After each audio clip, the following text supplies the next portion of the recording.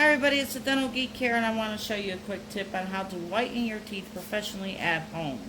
I have a curing light that you can order off the site for $27, somewhere give or take depending how much they're being sold. And then what you're going to do is take it and you have the whitening part that you attach, okay? And this is the timing, and then this is the power. You do not want to stare at the light, but you can do two arches, the upper teeth and the lower teeth, at the same time, just like that. This is after you've replaced your whitening agent that you've ordered off the site. You want to open up those pores and you can whiten just like this. Alright? Very reasonable. It will save you money.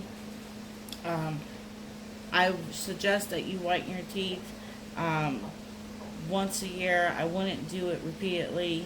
You can use Crest White strips or some type of strips to refreshen. If you order the trays offline, do it every so often just to refreshen. Otherwise, you can do the one that instantly changes your teeth and use the lights. Okay, guys? Just like in a dentist's office. Don't forget to like and subscribe for more tips at DIY, do-it-yourself, maintenance of your dental care, and if you need a local dentist, you can always check the referral page. I have trusted dentists on there. Thank you.